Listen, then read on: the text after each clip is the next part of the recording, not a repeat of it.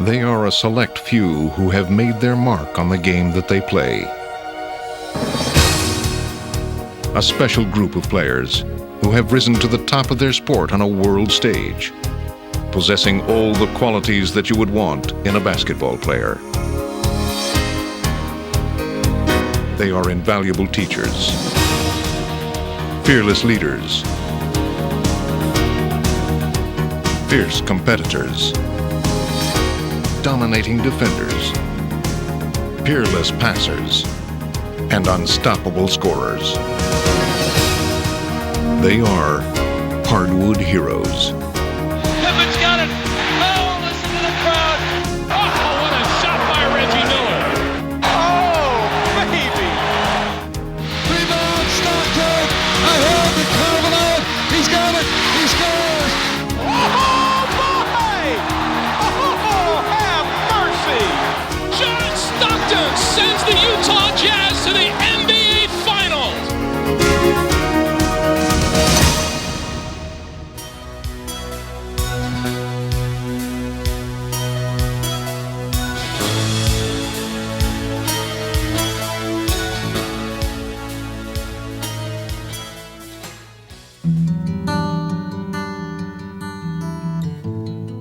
Scottie is a catalyst, you know. I mean, he's the one guy that could go 2 for 10 and yet have a tremendous impact on the game. He's that rare guy who can literally do everything. He's our point guard, unbelievable defender, he's a great rebounder. He's got every skill imaginable. He's a complete player, the best versatile all-around player in the game today. An unheralded college player from tiny central Arkansas, Scottie Pippen worked long and hard to earn such accolades. The Seattle Supersonics select Scott Pippen of Central Arkansas. That's right, folks. You probably have never heard of Scottie Pippen. Though he was traded immediately to the Bulls on draft day, Pippen arrived in Chicago with lofty dreams. Going in, I'm looking to go in and play probably the 3 position, but someday I want to be able to work my way into the point guard position. But at first, his big plans brought big troubles. When Scottie first came here, he really didn't know where he was at that time. But with inspiration from his superstar teammate, he improved by leaps and bounds. Scottie Pippen out with it. Pippen on the drive, left of the lane to the rack. Whoa! Michael challenging Pippen, it changed the whole character of our team. It made Pippen elevate his game. I was established. He was kind of in the back scenes of things. And when his skills started to evolve and mature and people started to expect bigger things from him. Scottie was developing at that time by making him the director of our offense, kind of a point forward. With the ball in Scottie's hands, the Bulls finally had all their pieces in place. Embarking on their historic championship run, they would capture 3 consecutive titles. Chicago has dominated every game. The Chicago Bulls have 3 straight NBA championships. With 3 championship rings, a gold medal, and 3 All-Star selections, Scottie had seemed to leave the shadow of obscurity far behind him. But no matter how much he achieved, he found himself constantly eclipsed by his more famous teammate. The years that I've played alongside Michael has definitely been years that I've, to some degree, been overshadowed. People said, I'm not an all-star, I'm just riding Michael's coattail. But just prior to the '94 season, all that suddenly changed when Jordan stunningly would announce his retirement. This was an opportunity when Michael's departure for me to really step forward and show some leadership. He has been unstoppable. An MVP performance by Pippen. Beautiful jump hook. Pippen would make the most of his opportunity, leading his team to 55 wins and an All-Star MVP. Finally, he was well on his way to garnering the recognition he deserved. But in one fateful moment of Game 3 in the Eastern Conference semifinals, it would all be washed away. 1.8 seconds remain, fourth quarter. Knicks and Bulls tied at 102. It seemed to be the moment Scottie was waiting for. But the play would be called for first-year Bull Tony Kukoc, and Pippen could simply not contain his frustration. Scottie's going to sit here. Scottie Pippen is not on the floor for the Bulls right now. Unbelievable. Though his refusal to go out on the court did not cost the Bulls the game. Kukoc turned the jumper at the buzzer, and the Bulls win! Pippen was instantly vilified. Anytime a player has to step into the level of carrying the team, the weight becomes a duress, and at some point in the season, it weighs very heavy when it's there all the time. Playing under the pressure and duress of having to try to get to the next level, the experience was probably a step back for me. At times, you make questionable decisions that maybe when you reflect back on them, they're not the best decision. And I think it really helped him grow as an individual to understand what type of responsibility you must have with this league. In a sense, the play would prove to be a turning point in Scottie's career. Refusing to be consumed by it, Pippen worked harder than ever. And in the next season, he would lead the Bulls in points, rebounds, assists, steals, and blocks, as he would win back the confidence of his fans and teammates. Ironically, Scottie gained the respect he had always deserved. I'm winding down, battle, Scottie by Pippen. Yes, and MJ loves it. And when I walked away for the game for 2 years, he was exposed to what I had to deal with, and he didn't have a shield anymore. But Scottie flourished individually. He became more of a mature player. And even Michael's return to the game did not diminish Scottie's newfound status. Hey, Michael on the run. MJ running, shovels, Pippen jams with the right hand.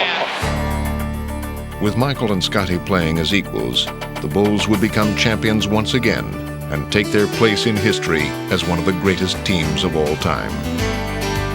Look, skipped across, Pippen the steal!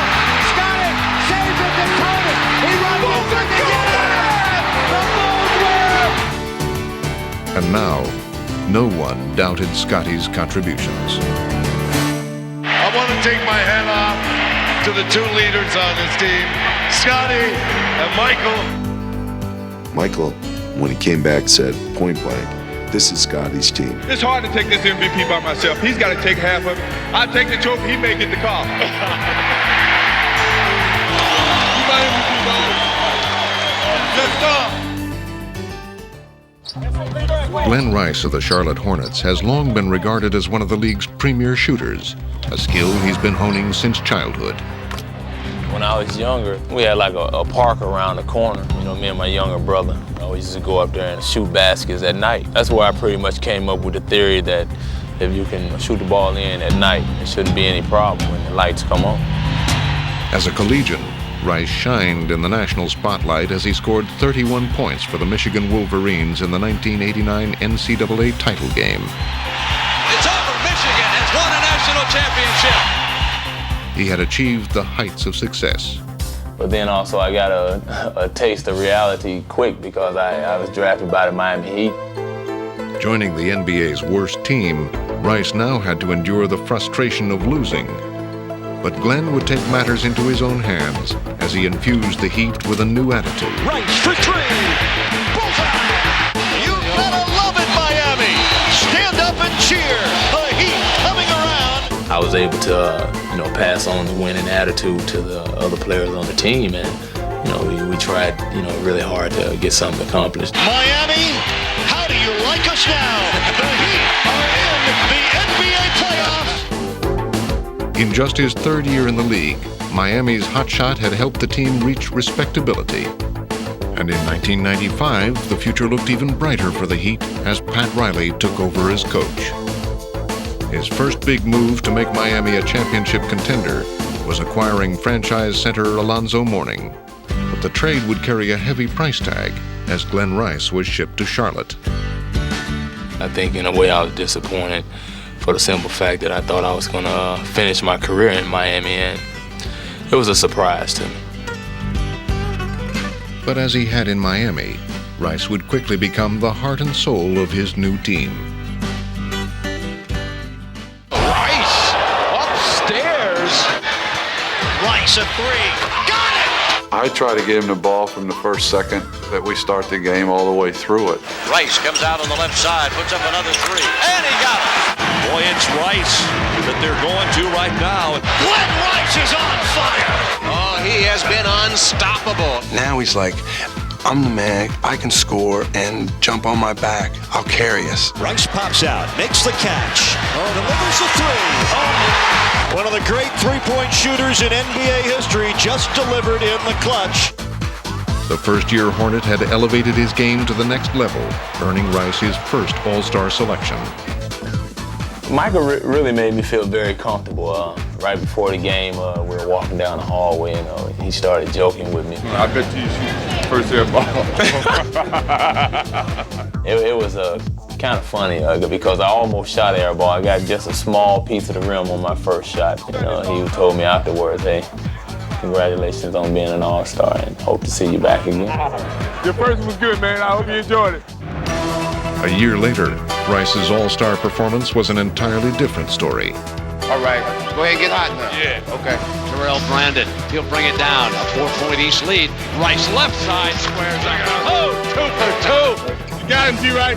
You can't leave the hot hand wide open like that. Three-pointer again. Yes, he is in the zone. Rice comes back, spins, comes up. 8-footer's good. There it is. He has the record. Proving again that he belongs in the national spotlight, Glen Rice helped set a new standard for All-Star excellence. And thank you, Glen Rice, 1997 All-Star Game MVP, setting a record for the most points in a quarter and a half. Few can match the shooting prowess of Glen Rice, but Reggie Miller, the sharpshooting guard from the Indiana Pacers, is certainly one of them. Miller, a desperate three. Whoa! Right in the face of the defender. Jackson on the bounce with 8. Reggie from the wing. Hit it! Boom, baby! Boom, boom, boom, boom! That's jazzy. Now that's jazzy. Reggie loves the game that he plays. Boys are back in town. And he's not bashful about expressing his emotions or showcasing his skills. Well, when you first step on the court, especially if you're playing in a packed arena on the road, 20,000 people are coming to see you perform. Reggie spots for 3. There she goes. It's like being on stage. You're like Michael Jackson. Miller, a bomb for 3. Got it. He is feeling it right now. If you're on the opposing team and you got Reggie Miller staring you down, it's a scary feeling because he's got the nose for making a big shot. A pitch out to Miller for 3. Reggie Miller with a cold-blooded 3, and the Indiana Pacers have taken the lead. If the game is on the line, everyone knows where the ball is going to end up, and there's nothing that no one else on the other team can do about it. And that's the mark of a great clutch player. 5 seconds, 4 seconds, 3. Here he comes, fade away. Yes, Miller hits a big one. With 8/10 of a second remaining, Reggie Miller takes the foul at the stadium in Chicago. Sometimes you like kind of sticking it to other teams. Here's Reggie, here's the turnaround, here's the shot. Good!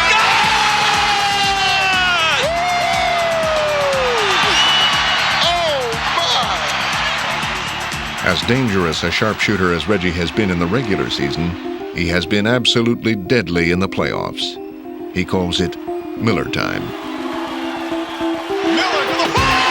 Reggie Miller! My goodness! No team has been more of a Miller target than the Knicks. In 1994, New York thought they were out of his range in Game 5 of the Eastern Conference Finals. Little did they know, there is no such thing. I took my first shot in the fourth quarter, and it was a 3, and it was pretty contested, and it went in. I came back down on the next possession and hit another 3, and that's when I started to feel kind of good. And that Knick lead has been trimmed to 8. It seemed like the bucket started to open up a little bit more. Here's Miller, swings away, and hits. Reggie Miller is on fire. Miller fires up a long three. It's good. Reggie Miller from way downtown. And the Pacers go up by 3. Sitting on the bench, you found yourself being a spectator. He just got to the point where he made shots. Reggie Miller hits another 3. An emphatic display of long-range bombing by Miller. I just feel fortunate I was there to watch it. Just an astounding shooting exhibition being put on by Reggie Miller. When it was over, Miller had tormented the Madison Square Garden crowd with 25 fourth-quarter points. The combatants would meet again under similar circumstances in New York 1 year later, and this time, Reggie struck more suddenly as he single-handedly erased a seemingly insurmountable deficit. 105-99, 18.7 seconds left. Miller for 3, and he got it. Reggie Miller with a clutch tray, and it's 105-102. And a steal. Miller retreats to the three-point line and hits again. Reggie Miller has tied the game with 13 seconds remaining. To get a steal and have Reggie have the presence of mind to step back and shoot another 3 blew my mind. And then to have an opportunity to win it in regulation when we were 6 down with 18 seconds to go was something that I totally didn't expect. Unbelievable! Unbelievable! One of the most remarkable comebacks in all of basketball. It was pretty wild in there. How appropriate is it that Reggie's new coach can appreciate his uncanny knack for making clutch baskets? Okay? Come on, guys. Take time here. 1, 2, 3. Whether he's mentally tougher than I ever was, I don't know, if we're the same, I have no idea. It's just that I know he's hit some multiple big shots for us. Miller suddenly alone. Sticks it. Wow. That was a huge shot from Miller. Knowing that I want the ball in my hands as much as possible, especially in late game situation, that kind of takes the pressure off him, so he can just say, okay, we're going to drop this play and get the ball to Reggie. Like he used to say in the Celtics, okay, draw the play up and get the ball to me and we'll all go home. Miller has a good look at it. Miller wins it for Indiana. And he waves goodbye to the Suns bench. While Miller can end a game with his lethal shooting, there is another breed of player that dominates in a different way. Here's a steal by Gary Payton. Defense leading to offense. Seattle's main weapon. The best part of basketball for me is getting out there, guarding somebody, and making them fear me. Gary Payton is such a disruptive force on defense. Ball stripped by Payton. They call him the glove so quick. A different type of point guard with the complete arsenal of weapons. He can score, he can post up, he can shoot, he can play one-on-one, or he can pass. And Gary Payton is saying, give him the ball. He knows that he's the guy that can get it going. He likes it in games like this when it's on the line. Gary's all-around brilliance has established him as one of the league's best. But there was a time when his commanding performances were not so commonplace. Drafted second overall in 1990, there were high expectations, especially from himself. But the brash rookie was in for a rude awakening. Moore flips it over to Payton. He drives and missed the left-hand layup. When I came in this league, I was arrogant.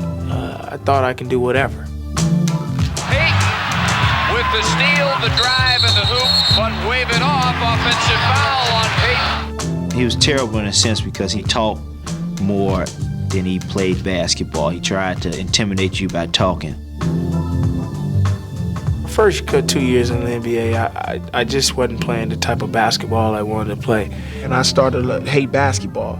Gary Payton had appeared to be slipping into basketball oblivion. But midway through his second disappointing season, a new coach would arrive, and with him, a new beginning. He has a gut competitive nature that very few players have. Coach Carl would let his young point guard loose, providing Payton with a second chance. Grabbed by Gary Payton. He wheedles his way through traffic, drives into the lane. Nobody got him. Goes to the glass, lays it in. Next lead by 3. Inbound stolen by Payton. He makes a huge play. I think when Coach Carl came in, it was the right system for me. He let me play the style of basketball I came from Oregon State with. Strips him of the ball. Lead pass to Payton. 2-on-1. Lob it ahead. Oh, baby. When that happened, I got more dedicated into wanting to play basketball and making my game better. Sent off balance, no foul, outside to Smith. Smith to the ball by Payton. Sends it ahead to Garrett. Too far ahead, he saves it. He'll lay it in. Oh, you gotta love that action. Good. Golly, Miss Golly. As I got older and grew up and said, hey, I think about this. You know, I could be a great player, but I'm not gonna get the recognition and all that and be a superstar and play this way just by putting my talent out here. Gary would refine his game, seemingly adding a new weapon each year. When he's got the ball in his hands, you better keep your eyes open at all times, because he will find you. Gary Payton is just showing why he's the complete package. Gary Payton, another cold-blooded three. Payton had evolved into a complete player and the main man for Seattle. This game is about learning every day, and he has matured into a leader. Start from this side. Start from this side. Get over on this side. Leading his team to the finals in 1996, the Defensive Player of the Year showed why he had arrived as a superstar. Payton leading the way, and that little look like, Michael, you're the king, but I'm coming after you tonight. I don't think anyone in the league is more important to their team than Gary is to our team. Payton, ever since I've been in Seattle, has produced 55 wins. Probably will produce 3 60-win seasons. And, you know, people don't understand, in the history of the game, there's probably only 4 or 5 teams that have been able to do that type of winning. Gary Payton has indeed come full circle. I would want people to look at me when I was a rookie in my first 2 years, an arrogant player, and how you have to grow up. And that's what I've been doing. And that's where you get your recognition, and that's where you become one of the elite.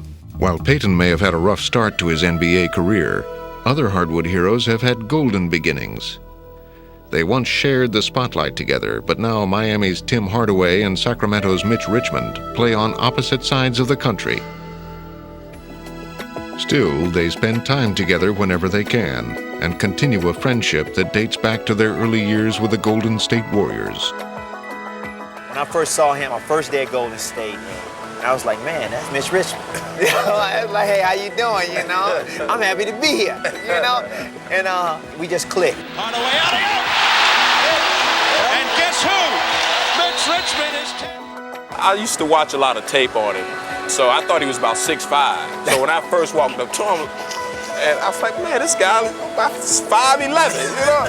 When we got on the court, we started practicing, and I was like, man, he got the quickest first step I ever seen. The killer crossover. Oh, brother. Here's Tim Hardaway behind the back. Oh, he spins and scores. We had lots of fun. You know, it was just that camaraderie between us. Just knowing, on the court, just knowing where he was at, passing the ball. Mitch Richmond. Oh, what a move. I could see him filling the lane. Richmond explodes. So it was a lot of fun. It was unstoppable because, you know, maybe Tim bust for 30 and I come out with 28. You know, it's like, it was just great basketball because we was going up and down. And in 1991, their second season together, they helped orchestrate a memorable playoff run. Here comes Hardaway on the wing to Richmond, the pull-up. Got it! He's automatic tonight. Hardaway off the crossover. Here's the whistle. Oh, the Warriors are heating up now. Momentum was building as Golden State upset the heavily favored San Antonio Spurs. It's all over. The Warriors are going to the Western Conference semifinals. However, it would be the last great moment the two would share as Warrior teammates. Richmond was traded in the offseason, leaving a stunned Hardaway behind. It was tough because we thought that we was going to be the core of the team. And when he left, it was like, wow, you traded Mitch. You know, a great friend, just up and move. You're not going to see him every day. You're not going to play with him every day. You're not going to laugh with him every day. And an even harsher reality awaited Richmond in Sacramento, where he would join a Kings team that had endured 8 straight losing seasons. I just had to step back and say, this is not so bad. You know, I'm playing this sport that I love to do, and I just changed jerseys. A lot of people would like to be in the same shoes as I am, so let's give it a chance and let's see where it goes from there. Richmond made the most of his situation as he became one of the league's top scorers. And in '96, he led the Kings to their first playoff appearance in a decade. Mitch's drive to succeed enables him to take on the best the NBA has to offer. And his inspired play has won the hearts of fans and the admiration of his teammates. I love playing with Mitch because he's one of those guys, he goes out there every night, you know what you're gonna get. Bottom line, he doesn't take a day off. Richmond, oh, what a big shot. You're talking about a clutch shot. You know, he don't get enough recognition, but if people could see him play night in and night out, they'll see why he's an all-star, why, you know, everybody would want him on their team. While Richmond achieved fame as an Olympic gold medalist, his friend Hardaway encountered difficult times in Golden State. A devastating knee injury would force him to miss an entire season, and when he did return, there seemed to be little killer left in his crossover. Everybody thought Tim had lost a step or lost his crossover when he had knee surgery, and people felt that he was done. Once the pride of the franchise, Hardaway was now relegated to the bench. It was over with. It was over with. And, you know, it just wasn't right there. It was time for me to go. It was time for me to move on. A fresh start awaited in Miami, where Hardaway hoped to rejuvenate his career. I'm just looking forward to a new start. Coming out here, just playing, first of all. Making the most of the opportunity, Tim was revitalized, and opponents were soon faced with a reminder of the past. Hardaway still outside the arc of the dribble, inside of 10, pull up 3, under pressure, good, oh, what a cold-blooded 3. Oh, Tim Hardaway, they can't stop him. Oh, that's great basketball. Confidence always was there. I never lost my confidence. Hardaway on the spin. Hardaway! Oh, my! Tim Hardaway, you are unbelievable, my man. Timmy thinks he's the best player on the court. You know, he thinks he's the best player on the court. When the guy thinks that way, in my eyes, my heart gotta go out to him. Hardaway, length to the floor, running jumper. Oh, my!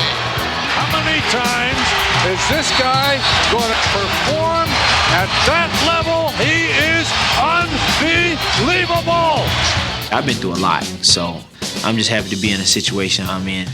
And I'm very happy to say, you know, that I'm having fun. See, this is what I used to do to Mitch.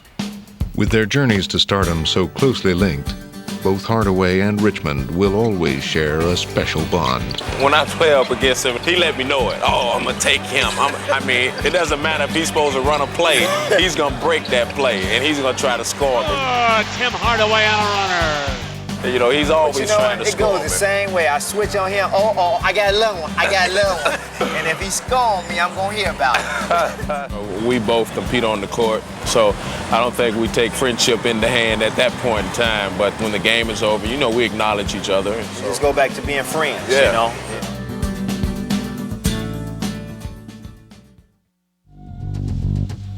David Robinson of the San Antonio Spurs has always been a player who has shouldered the burden of high expectations. In college, at the Naval Academy, he single-handedly led an unknown Navy team to national prominence. And when he entered the NBA, he faced the daunting challenge of reversing the fortunes of a San Antonio franchise that had won only 21 games the previous season. It's not a bad kind of pressure. I mean, it's just like if they expect you to win, then you got some kind of ability, and that's a good kind of pressure. But the Admiral would single-handedly change the course of the Spurs. Ethan Robinson on the alley-oop. In it goes, and this time Robinson beats the double team and caught him with the foul. Oh, my! In one short year, he led the Spurs to the greatest turnaround in league history as San Antonio won 56 games, while Robinson captured Rookie of the Year honors. David is the most athletic center ever. He's got the speed and the quickness of a guard and the body of a big guy. He's just awesome. A brilliant play by David Robinson. He would prove in the years to follow to be more than just a physical specimen, honing his skills while making the Spurs an NBA force. Each year, you still think, I got to get better. I got to do something to improve my game. And as I worked, I just learned more and got better and better. To the Admiral. And he became not only a presence on the court, but off the court as well. I think it's a great opportunity to just stand up and be counted, be an example, and impact some other people's lives. Sometimes trouble comes looking for you. And that's when you have to stop, think, and find a way to not let it get you. Peace. By 1995, Robinson was now one of the league's most popular personalities and top players, and he would lead the Spurs to their best record ever while gaining the league's highest honor. David Robinson represents for us the commitment to team, to principle, and to community. Congratulations, David Robinson, 1995 NBA MVP. But instead of a storybook ending, the Spurs found themselves eliminated in the playoffs by the Houston Rockets and Robinson's chief rival, Hakeem Olajuwon. Robinson is saying, what must I do? That hurt a lot because I felt like I didn't play up to my potential in that series, and I'm the leader, and I felt like I wanted to really take these guys and pick us up and go to the next level. And as great a year as it was for our team, and as great a year as it was for me as an individual, it still showed me that I got a lot of room to improve and get better. And for a change, his hard work didn't yield instant results. First, the Spurs were knocked out of the playoffs the following season. And then, to add injury to insult, the Admiral was stricken with a career-threatening back injury. For a full season, he watched the Spurs sink to the depths of the league, winning only 20 games without him. Dave Robinson, I can't describe what he means to our basketball team. He helps everybody out emotionally, spiritually, and he's missed in a lot of areas more so than just basketball. Nobody's worked harder and nobody deserves us more than we do. So let's go out there and take it from him. As he always has, Robinson responded with an unwavering determination. Fighting his way back from the injury, he would once again take the Spurs on his shoulders and lead them to another dramatic turnaround. Now get it to Robinson. He can win it. Count it. The Spurs win it at the buzzer. With San Antonio once again considered one of the NBA's elite teams, David has renewed his quest for the ultimate goal. You strive to be the best, and the one main challenge for me is being able to step through and win the championship. That's where my heart is set. And as Robinson strives for the NBA's ultimate prize, he knows that his destiny lies in his own hands, and his approach to the game and to life will never change. In Detroit, another classy veteran has been carrying the mantle for his team for 13 years. The Pistons' Joe Dumars. The team morale leader. He is the heart of this ball club. In the mid-'80s, the Pistons were looking to forge a new identity, and Joe Dumars would help provide one. What they needed was some young energy. They needed some defensive presence, and that's what I tried to bring when I first got here. And he would do just that. Swipe by Dumars. Trying to drive him. He does, and he hits it. Magic again, posting a great defensive play by Dumars. With Joe spearheading the Pistons' airtight defense, Detroit would develop a reputation as the league's toughest team. Swarming defense, they just don't stop coming at you. In a few short years, they had become one of the best teams in the NBA. Who are these guys? They're championship contenders. The quest for a championship was nearing completion, and Dumars would see to it that the Pistons would win their first title as he dominated the Lakers in the 1989 finals. He can do no wrong. It is Dumars' domain tonight at the Palace. Came out and he showed us what Joe Dumars is all about. Dumars was no longer the best player you never heard of. His finals MVP performance had thrust him into the spotlight. Dumars does nothing but put the cap on a tremendous performance. There's absolutely no feeling that I can even explain to you. The night we beat the Lakers, it's like an out-of-body experience. It was an absolutely awesome feeling. Joe recaptured that feeling the next year as he helped the Pistons shake off a talented Portland team. And he filled it up. Is that a huge hoop or what? Well, they better go back to the blackboard on Dumars. When Detroit was winning the championship, I thought he was a cornerstone of that team because he did so many things to make them better. Still champions of the world, the Pistons repeat. In those championship seasons, Dumars was woven into the Pistons' team-oriented philosophy. But Joe was in for a change. He would now have the sole responsibility of keeping Detroit competitive. As one by one, his teammates left him.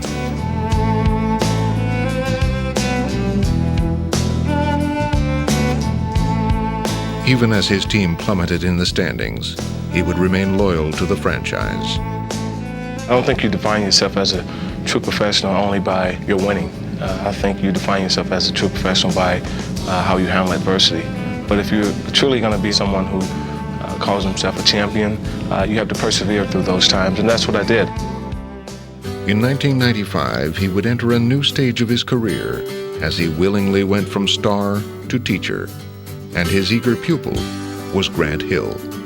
Pretty much felt that he would be the link that would make the transition from the old to the new, and I thought that he was the type of guy who could carry that banner for the Pistons. Grant, I should have got out, but the lob may not always be there. It may just be the skip pass there. And I was a big Michael Jordan fan. I used to hate Joe because he used to do well against Michael, but after meeting Joe and spending some time with him, I was sold on Joe Dumars. And from then on, he's been in my corner. He's been extremely helpful. He's showed me the ropes. I talked to Grant a lot about different things that you need to win. I said, I've been that guy who had to go out and get 25, 30. You're that guy now. I have to be the guy for you now, and give you leadership, give you that guidance, give you that toughness down the stretch. But you got to carry the load now, and that's what we go out and do. I mean, we understand that. I understand my role. He understands his role, and I think it works perfectly together. Grant crossing over, top side to Joe. Three-point gunning, got it! Great execution! Dumars' crucial role has not gone unnoticed. In the twilight of his career, he was an all-star selection and a natural choice for the NBA's first sportsmanship award. He's an all-star on the court, but he's also an all-star off the court. He's just a great person, and there should be more, in my eyes, there should be more Joe Dumars out there, not only in sports, but just in life in general. Like Joe Dumars, future Hall of Famer Clyde Drexler has had his share of personal accomplishments and team glory. His storybook career will ensure him his rightful place in NBA history. My goal was to be a professional basketball player, and to be considered one of the top 50 in the history of the game is a phenomenal honor. I think it's something that, when you put your best foot forward and you have good intentions, I think good things happen. Good things were expected out of Clyde when he entered the league in 1983, and the NBA's newest high flyer did not disappoint. Drexler motoring all the way. Worth the price of admission. Drexler. You go back and you look at some of the things he did, those are just incredible physical feats. I mean, I had a lot of talks with Clyde, and I said, there are some times when there are two big guys back there where maybe you can't go in there. And he looked at me and shot. I take what I want. It's a rebound, Robinson. Portland pass, Drexler, he's open, he scores! At times, it seemed like Clyde's incredible highlights overshadowed what really drove Drexler in the game of basketball. It's good! The thing that was most interesting about Clyde was not his athleticism that was obvious, but it was his desire to win.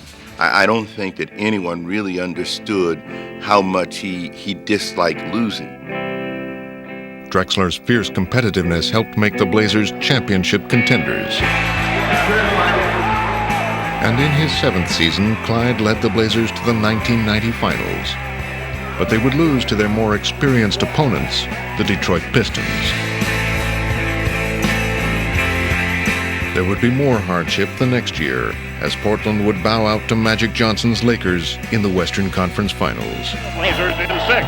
The Lakers win 4 games to 2, ending Portland's bid for a dream season here tonight, 91-90. The Blazers would regroup and return to the finals in 1992.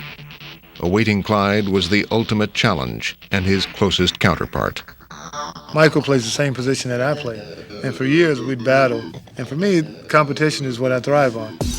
In this marquee matchup between the league's 2 premier guards, Clyde made a bold statement, but Michael would have the final word. 3 again!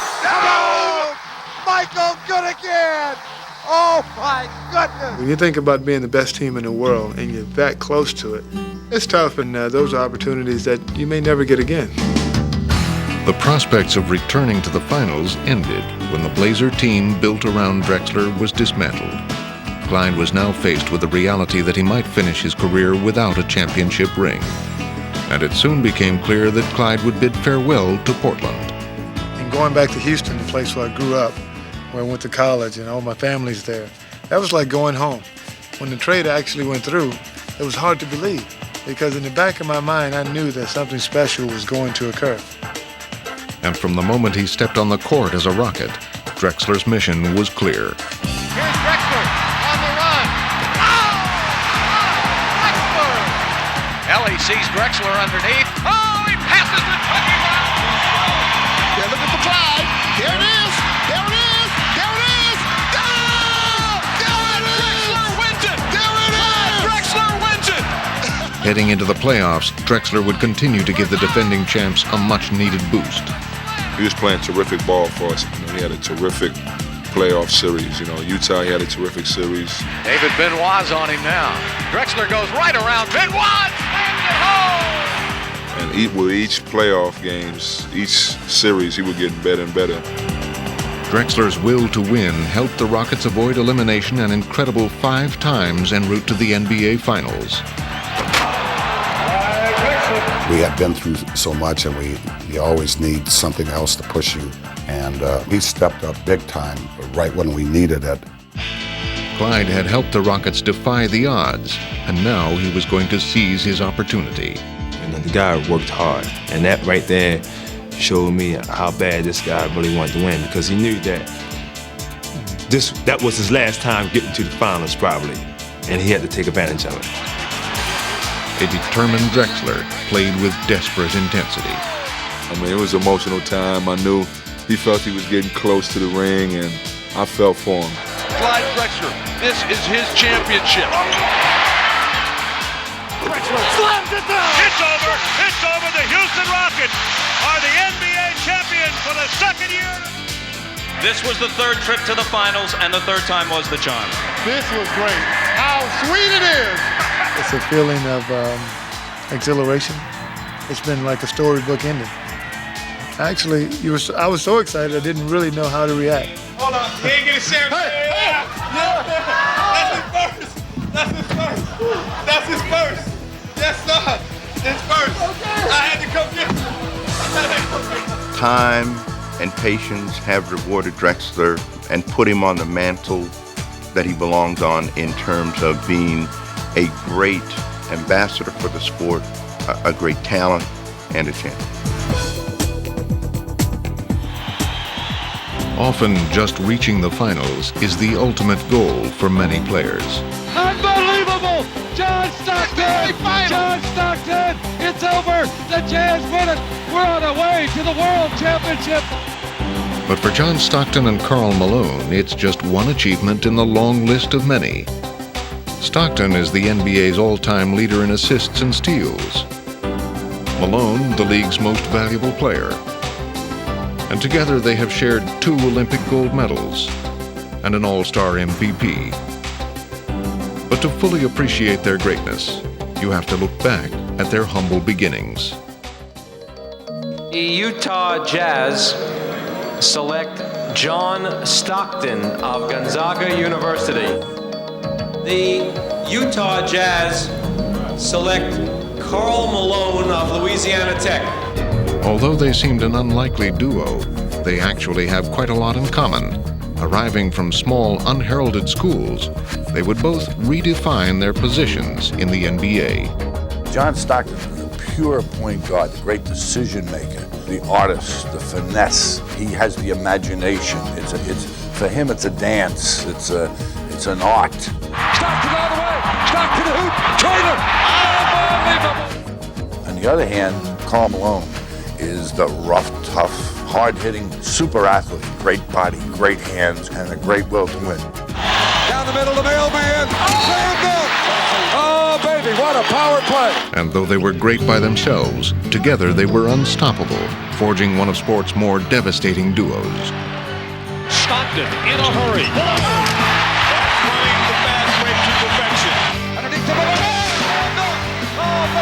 play by Stockton. Stolen by Stockton. Stock everywhere. John front court left. Trailer to Malone. He's there. Oh, baby. You throw crazy passes and he catches them. People say, wow, he must know what he's thinking. Stock down the middle. Right side Malone. He's there. The mailman. We're sort of Siamese twins, so to speak. Stockton. Trailer Malone. Oh, they've done that a time or two. Those two guys, Stockton and Malone, they've connected. They've connected here. It's nothing better than that when you can step on the floor and you don't have to say a word to a guy. Those two men really have ESP on the basketball floor. I don't think any other two players on the same team have connected like these guys have. And not only do they share an enduring bond, but also a common philosophy. I look at us every night as warriors, and we're going out to fight a battle. There's no doubt in my mind what he's thinking. And I don't think it's any doubt in his mind what I'm thinking when we get on that court, and that's to win. No good. Rebound, Stockton. Ahead to Carvalho. He's got it. Stockton to Malone. He scores. Incredible. Though a title has eluded them, what is perhaps more meaningful is that they've been able to take the journey together. A lot of things have happened with the two of us, and it's nice to experience those things with a good friend that you've put your whole life into with. We won and lost a lot of games together. We've been through a lot together, and really wouldn't change anything. That's a dynamic duo again of Stockton and Malone. And as a result, they've developed a relationship they will treasure for the rest of their lives. When we're gone from this game of basketball, I think when you mention one, you're going to mention the other one. And if we happen to go to the Hall of Fame one day, they probably try to get us both there together. And I think it's great. I hope that whatever happens to us after we're done playing, I hope that there's a lot of times for Stockton-Malone combination to get together again.